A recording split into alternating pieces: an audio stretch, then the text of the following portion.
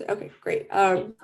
So my name is Evelyn Roozee. I'm a NOAA CCME scholar studying and majoring in ocean, coastal, and earth sciences at the University of Texas, Rio Grande Valley. I just want to make a quick disclaimer.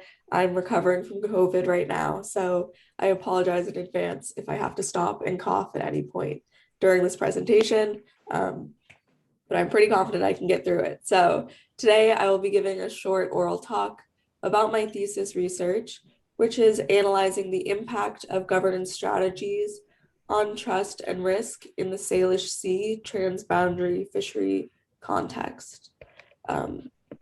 So the purpose of this research is to assess the types of control mechanisms used in natural resource governance and to analyze the impacts of these mechanisms on known precursors and barriers to collaboration in the transboundary fishery governance efforts of the Salish Sea.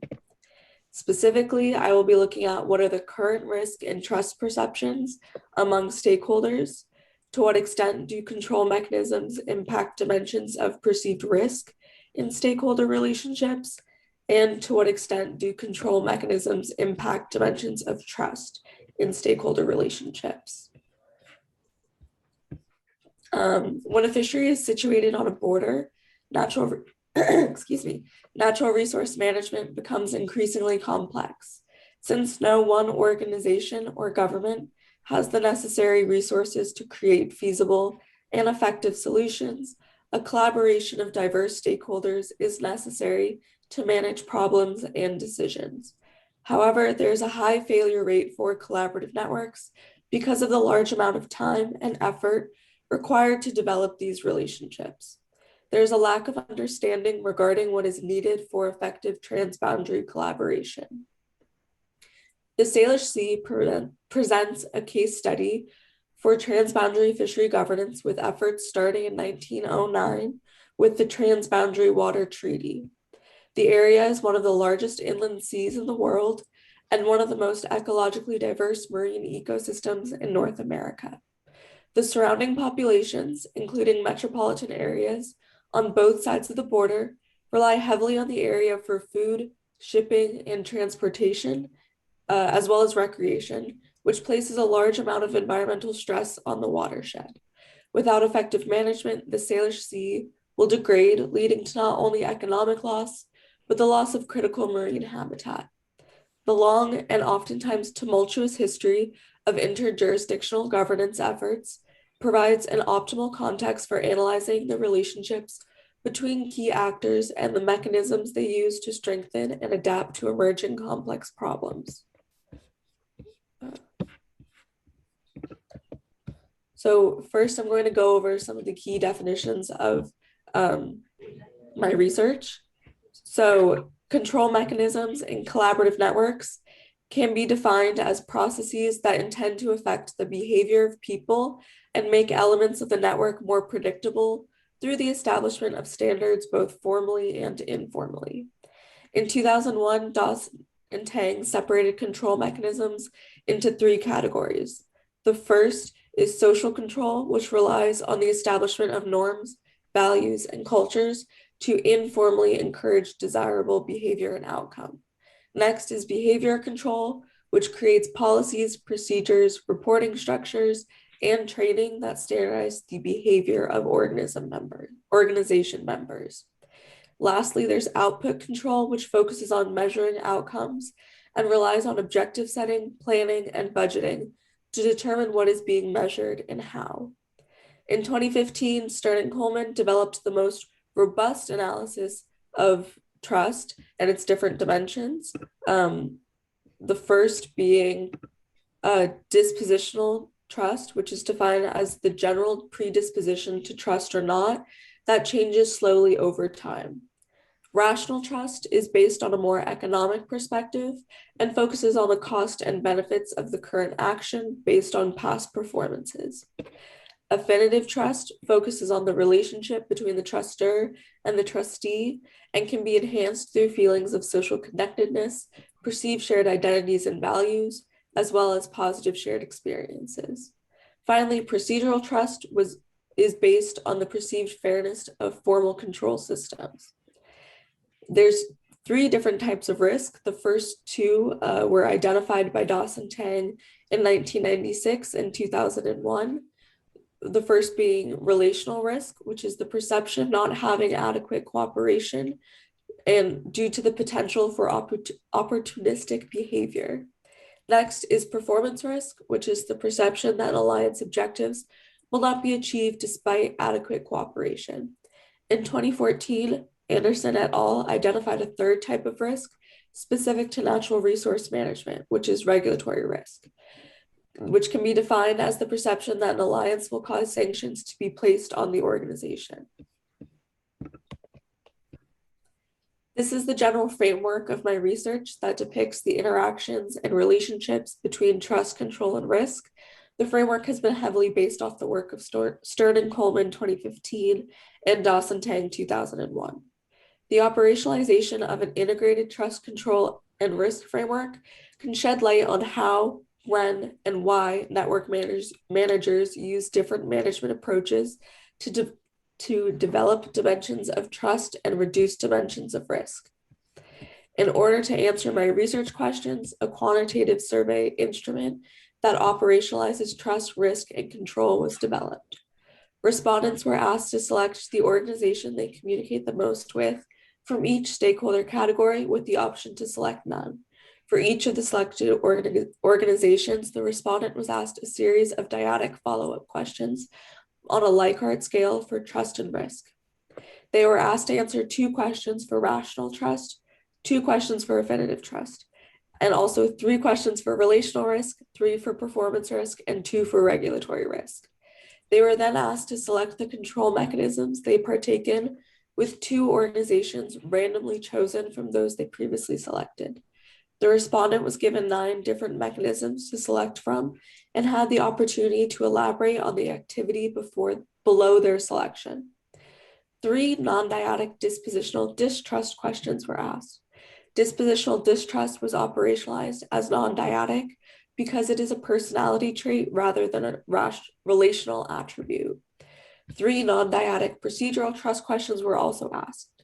Procedural trust was determined to be non-dyadic because it focuses on the system as a whole and does not apply to single relationships. The survey was conducted using Qualtrics between November 2021 and February 2022. The survey broadly focused on individuals working on fish and fisheries-related issues in the Salish Sea who were affiliated with one or more of the identified relevant stakeholder groups. Potential respondents were contacted via email to introduce the survey and provide a link to the survey as well. Data collection resulted in 142 responses and created 606 dyads. Before analyzing the risk and control data, it was necessary to verify the theory used to structure our 9-item control mechanism scale and the 8-item risk scale. The trust scale has been previously validated by Song et al. 2019. Structural equational modeling was used for a confirmatory factor analysis and to estimate measurement errors in the observed variables. The results showed that in order to limit correlation between factors, 1 control mechanism from each category needed to be removed. The new output showed that the 6 latent constructs loaded onto 3 factors with high coefficients and an acceptable level of correlation between constructs. The results for the risk scale also showed that 1 latent construct needed to be dropped from relational and performance risk in order to reduce the covariance between factors. The new output shows that the 6 latent constructs properly loaded onto the 3 factors with high coefficients and an acceptable level of covariance. Next, I will go over the reported trust and risk levels between stakeholders in the Salish Sea. So overall, there were high levels of rational trust in the network, with the highest trust levels being between research institutions and the US federal government. This is in line with current theory that in networks with infrequent interactions, rational trust will be dominant. Since the Salish Sea network is so large and geographically spread out, there's less opportunity for interaction between network members, which makes rational trust more important. Affinitive trust levels between stakeholder groups were lower on average than rational trust. This suggests that a definitive trust or trust in relationships is slightly underdeveloped in the network and that there may be institutional barriers to forming longer-term and more informal working relationships. Non-dyadic procedural trust was moderate to low among all stakeholder groups. High rational trust but low procedural trust suggests that participants from several organizations accept that they must deal with interjurisdictional organizations, but their interactions potentially lack clear rules guaranteeing fairness. Overall, there were low levels of dispositional distrust among network members, with moderate levels reported in binational/regional organizations. The lower levels of dispositional distrust could mean that members of the network are overall more trusting. Relational risk values were overall low, suggesting network members do not worry much about opportunistic behavior when collaborating. It may also suggest limited power asymmetry in collaboration. Performance risk levels were slightly higher than relational risk, but overall still fairly low. This possibly indicates successful cooperation where parties fully commit to the efforts due to the belief that the outcome will be achieved. Regulatory risk was moderate in the network, indicating that there is a general uncertainty if organizations will comply to rules and regulations when collaborating. In summary, there is a greater amount of rational trust in the network with underdeveloped affinitive and procedural trust. Regulatory risk was the most prevalent risk type with low levels of performance and relational risk. The relationship between business and trade organizations and government organizations at various levels had the highest perceived risk and therefore may be the most strained. Regulatory risk should be reduced within the network along with an increase in procedural trust.